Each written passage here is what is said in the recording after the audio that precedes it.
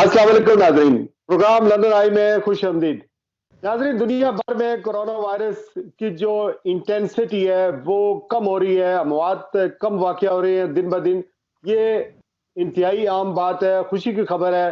हालात ऐसे बता रहे हैं कि दुनिया लॉकडाउन से बाहर निकल रही है और जो मौत के और बीमारी का साया इंसानों पर मंडला रहा था उसमें किसी हद तक कमी वाक़या हुई है। अब दुनिया खौफ की सजा से बाहर निकल रही है। मास्को या रूस के अंदर क्या हालात है, इस वक्त मुझे ज्वाइन किया है सीनियर सहाफ़ी सैयद इश्तियाक हमदानी साहब ने, जो सदाए रूस के एडिटर भी हैं और पाकिस्तान के तकरीबन चैनलों के ब्यूरो चीफ भी रह चुके हैं मास्को में। अस्सलाम वालेकुम। अस्सलाम वालेकुम शराज साहब, कैसे हैं आप? अल्हम्दुलिल्लाह, बहुत शुक्रिया आपके वक्त का। माशाल्लाह, ये फरमाइएगा कि ये जो मास्को में कोविड-19 या कोरोना वायरस है उसकी इंटेंसिटी अब कितनी है और इससे कितने अमवात अब तक वाक़या हो चुकी हैं और हुकूमत रशिया ने किस किस्म के इक़दाम किए हैं? शराज साहब, पहले तो बहुत शुक्रिया, आपने आज मौका दिया बात करने का आपके प्रोग्राम में लंदन आइज में। और यकीनन इस वक्त इंटरनेशनल मीडिया जो है वो दो ही ममालिक को इस वक्त ज़्यादा फोकस कर रहा है। उनमें एक ब्राज़ील है और दूसरा रशिया है। रशिया में तो बिल्कुल गज़ब हो चुका है और यहाँ पे केसेस बहुत तेज़ी से बढ़ रहे हैं। अगर पिछले 2 हफ्तों में आप देखें तो ये केसेस 8,000 से 11,000 की फिगर के दरमियान रहे हैं। और गुज़श्ता रोज़ भी जो केसेस बढ़े हैं उनमें रशिया में 8,915 केसेस रिकॉर्ड हुए हैं। उसके अलावा 174 जो है वो डेथ हुई हैं। और डेथ के अंदर भी रशिया जो है वो दूसरे नंबर पे अभी जा रहा है, अगर पिछले 24 घंटों का हम मुआवजा करें तो। जहाँ तक इकदाम की बात है, गवर्नमेंट ने यहाँ पे लॉकडाउन किया हुआ है और इसमें मैं अक्सर बता रहा हूँ जब भी हम सेशन होते हैं लाइव और जो रिपोर्ट हम दे रहे हैं और दूसरे मीडिया इदारे भी, कि इन केसेस का 50% से जो जायद वो सिर्फ एक मास्को सिटी जो है जिसमें हम बैठे हुए हैं वो इससे मुतासर हो रहा है। तो इस वक्त जो सूरत हाल है वो ये भी है कि 31 मई तक लॉकडाउन है। 31 मई को ये लॉकडाउन 24 मार्च से शुरू हुआ था और मार्च के बाद इसको स्टेप बाय स्टेप एक्सटेंड किया जाता रहा है। अब ये अभी तक वाज़ेह नहीं है कि 31 मई को ये एक्सटेंड कर दिया जाएगा या इसमें कुछ नरमी दी जाएगी।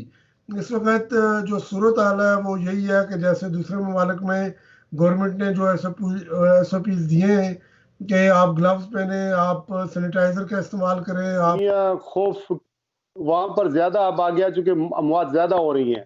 जी खौफ है, अमवात भी हो रही है और उसके साथ साथ केस जो बढ़ रहे हैं बड़ी तेजी के साथ। सर, अंदाजन टोटल डेथ कितनी हो चुकी है? टोटल डेथ जो है रशिया के अंदर 3,807 टोटल डेथ हो चुकी हैं। और पिछले 2 हफ्तों में आप कह रहे हैं कि तकरीबन इसमें ये उसमें तादाद और केसेस जो ज्यादा है केसेस बड़ी जल्दी से बढ़े हैं। अगर आप देखें तो कोविड-19 जो है वो 31 जनवरी को आया था रूस में। तो 31 जनवरी से फरवरी का जो वक्त है ये बिल्कुल इतने ज़्यादा केसेस नहीं हुए, इक्का दुक्का केसेस होते थे और इस तरह बढ़ते बढ़ते, लेकिन ये जो पिछले 2 हफ्ते हैं ये रशिया के लिए खासे महंगे साबित हुए हैं। अच्छा, ये बताएं कि कितने पाकिस्तानी होंगे टोटल रशिया के अंदर? रशिया के अंदर तकरीबन 1500 के लगभग टोटल पाकिस्तानी हैं और इनमें ज़्यादातर तादाद या उन लोगों की है जो यहाँ के नेशनल हैं या फिर स्टूडेंट्स हैं। अच्छा, स्टूडेंट्स की आपने बात की है। हम लोग पाकिस्तान और आज़ाद कश्मीर वाले ज़्यादातर यूरोप का सफ़र करते हैं, अमेरिका का सफ़र करते हैं। क्या हमारे स्टूडेंट्स या वर्क परमिट का कोई वहाँ पर स्कोप है? अभी तो ज़ाहिर है कोविड-19 की वजह से हालात ख़राब हैं और वीज़े वगैरह बंद हैं। लेकिन यहाँ क्या स्कोप है स्टूडेंट्स का या एम्प्लॉयमेंट का? अगर लोग पाकिस्तान में आपका ये जो प्रोग्राम देख रहे हों, तो उनके लिए आप क्या कहेंगे कि यहाँ पर कोई स्कोप है ऐसा? देखें जी, यहाँ एक तो बड़ा लैंग्वेज बैरियर है। उसके बाद ये है कि स्टूडेंट्स के लिए यहाँ ये स्कोप नहीं है कि वो जैसे यूरोप जाते हैं, अमेरिका या ऑस्ट्रेलिया जाते हैं तो वहाँ जॉब करते हैं। स्टूडेंट्स के लिए जॉब का कोई ख़ास स्कोप यहाँ पे नहीं है। सिर्फ वो जो PhD के लिए स्टूडेंट आ रहे हैं उनको अभी पिछले साल से ही तकरीबन मौका दिया जा रहा है कि वो जॉब कर सकते हैं पार्ट टाइम, वो भी बहुत कम घंटे हैं वीकली जिनके अंदर वो जॉब कर सकते हैं। तो एक तो ये है कि यहाँ पर स्कॉलरशिप का कोई ऐसा प्रोग्राम उन्होंने नहीं शुरू किया जो स्कॉलरशिप EID से। जी। स्कॉलरशिप के लिए ये है कि यहाँ पे 10 सीटें हुआ करती थी पाकिस्तान की। तो जब नून लीग की गवर्नमेंट थी तो ख्वाजा आसफ साहब जो है फॉरेन मिनिस्टर के तौर पे यहाँ पे आए। तो उन्होंने यहाँ के फॉरेन मिनिस्टर सरगेई लवरोव साहब से एक प्रेस कॉन्फ्रेंस की थी। उस प्रेस हम्म। कॉन्फ्रेंस में मैं मौजूद था। तो उन्होंने बात की जो हमारे अफगानिस्तान के हवाले से, दहशतगर्दी के हवाले से और दीगर जो इशू उस वक्त के थे ट्रेड के हवाले से, कि दोनों ममालिक के दरमियान रिलेशनशिप कायम हो रही है। तो मैंने उन्हें क्वेश्चन किया था कि इसके ऊपर दोनों ममालिक एजुकेशन के ऊपर कहाँ खड़े हैं। तो ये जो रशियन यूनिवर्सिटियाँ हैं, तालीमी अदारे हैं, इनमें पाकिस्तानी स्टूडेंट्स को किस तरीके से क्या रशिया हेल्प कर सकता है, क्या बेहतर तौर पे वो पाकिस्तानी स्टूडेंट आ सके, क्या किरदार अदा कर सकता है। तो रशियन जो फॉरेन मिनिस्टर थे उन्होंने 90 सीटें बढ़ाने का ऐलान किया था वहाँ पे, और फिर वो 100 सीटें हो गई पाकिस्तान के लिए। लेकिन बदकिस्मती इस बात की कि वहाँ पे जिस कंपनी ने रशियन एम्बेसी ने जिस कंपनी को एग्रीमेंट दिया, यानी जिन्होंने लोगों ने इसको हैंडल किया, उन्हें इतना गलत इसको हैंडल किया वो इंसानी स्मगलिंग के स्टाइल में, कि वो वही बच्चे आए, गिनती के वो बच्चे आए जो वाकई पढ़ना चाहते थे। ज़्यादातर वही बच्चे थे जो यहाँ के कोई काम शाम देखना चाहते थे, कोई काम जॉब करना चाहते थे। तो उस वजह से वो अच्छा इंप्रेशन नहीं पड़ सका। लेकिन यह कि इस अगर रशियन सिलसिले में साइड को हमारा देखा जाए, सफारतखाना इस सिलसिले में मॉस्को पे कायम हमारा सफारतखाना क्या किरदार अदा कर रहा है इस सारी चीज को, इस सारे जो इम्प्रेशन है इसको बेहतर बनाने के लिए, जो जो जो कुछ हो चुका है माजी में उसको अनडू करने के लिए? देखिए यहाँ पे तो चूंकि ये रशियन सरकारा जो इस्लामाबाद में है, एक तो उस पर डिपेंड करता है कि वो उसने कोई कार्रवाई की भी है, और जो हमारे पाकिस्तान में मकाम, चूंकि ये वहाँ से ये चीज़ हो रही है, तो मैं समझता हूँ कि अगर वहाँ से इस चीज़ के बारे में बेहतर तौर पे रोल प्ले किया जा सकता है, वहाँ जो हमारे मुतलका अदारे हैं वो इसमें रोल प्ले कर सकते हैं। लेकिन यहाँ पर जो पाकिस्तान सफारत खाने का किरदार है, यकीनन इन्होंने भी इसमें अभी नए सफीर साहब आए, मैंने उनसे एक मुलाकात ही की है। तो अच्छा, ये फरमाइएगा कि रूस के और पाकिस्तान के जो ताल्लुकात हैं उनमें बेहतरी कैसे आ सकती है? देखिए, रूस और पाकिस्तान के साथ तल्लुकात के अंदर पिछले अगर 10 सालों में हम देखें तो बहुत बड़ा काम हुआ है, बल्कि पिछले 15 सालों से काफ़ी बड़ा काम हुआ है। और उस काम की वजह से ये है कि आज देख रहे हैं हम कि आज रूस पाकिस्तान को किसी और निगाह से देखता है, इज्जत की निगाह से देखता है। और बेहतरी लाने के लिए काफ़ी सफारती जो कोशिशें हैं वो की गई हैं। मीडिया का भी उसमें किरदार है, दोनों ममालिक के मीडिया का भी बड़ा रोल है। और यही वजह, और सबसे बड़ी बात जो है कि रूस ने शंघाई तावन की जो तंजीम है इसमें पाकिस्तान की मेंबरशिप दिलाने के लिए कलीदी किरदार अदा किया है। और इसका इस हर साल एक मुल्क जो है वो दारुल हुकूमत का वो रोल प्ले करता है। तो इस साल रशिया इसका दारुल हुकूमत है, और बहुत सारे इश्यूज होने थे, और ये साल रशिया और पाकिस्तान की ताल्लुकात के लिए बहुत ज़बरदस्त साल था। लेकिन बदकिस्मती से ये जो वायरस आया है तो बहुत सारी चीज़ें वो इमरान खान, वजीर आजम इमरान खान का दौरा मास्को जुलाई में मुतवक्को है, आप समझते हैं कि होगा या पोस्टपोन होगा?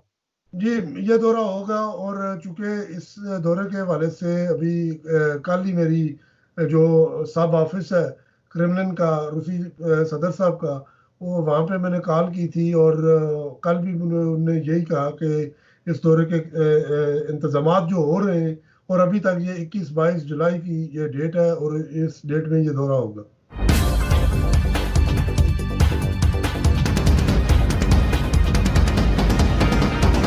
तो उसकी एक वजह ये होगी कि पाकिस्तान के साथ रशिया बेहतर ताल्लुकात चाहता है, चूंकि रवायती तौर पर कम्युनिज्म सोशलिज्म के उस जमाने में तो रशिया और भारत के बड़े अच्छे ताल्लुकात हुआ करते थे। जी, देखिए उस वक्त हमारे अमेरिका से बड़े अच्छे तल्लुकात थे, और पाकिस्तान की जो जोग्राफियाई हैसियत है वो रशिया के लिए और पाकिस्तान के पड़ोसी ममालिक के लिए एक बड़ी अहमियत रखती है। और फिर हम अफगानिस्तान का जो मसला है इसमें अभी पिछले दिनों ही एक कॉन्फ्रेंस हुई है, उसमें मैं मौजूद था, वीडियो का लिंक के जरिए वो की गई। तो रशियन फॉरेन मिनिस्टर ने जो खबर पाकिस्तान में ब्रेक हुई थी कि अफगानिस्तान में अमन का रास्ता वो पाकिस्तान से होकर गुजरता है। तो ये खबर बेसिकली मैंने ही भेजी थी, और ये वही खबर थी जो पूरी सारी मीडिया पाकिस्तान के उसमें आई। तो ये वाकई रशिया जो है वो पाकिस्तान की समझियत को समझता है कि वो एक अफगानिस्तान और के। वजह भी है कि चाइना, एक और वजह भी है कि चीन पाकिस्तान का बेहतरीन दोस्त है और चीन के साथ रशिया के बड़े अच्छे ताल्लुकात जी हैं। बिल्कुल। और ये ट्राइका एक किस्म का बन रहा है। ये भी एक ही बात दुरुस्त है। लेकिन ये फरमाइएगा, आप बशीर कश्मीरी, कश्मीर के हवाले से जब भी कोई प्रेस कॉन्फ्रेंस होती है ऑफिशियली, आप अटेंड करते हैं और कश्मीर पर सवालात भी करते हैं। रशिया की कश्मीर के हवाले से क्या पॉलिसी है? देखिए जी, मैंने जैसे पहले जिक्र किया कि सफारती और मीडिया का बड़ा रोल है रशिया और पाकिस्तान रिलेशन में। इसी तरह कश्मीर के ऊपर भी ये रोल है और नुमाया रोल है, क्योंकि इससे पहले अगर आप देखें पिछले अरसा में रशिया क्लियरली कहता था वो इंडिया की हमायत में बोलता था, इंडिया के मौक़िफ़ को तस्लीम करता था और उसकी हमायत करता था।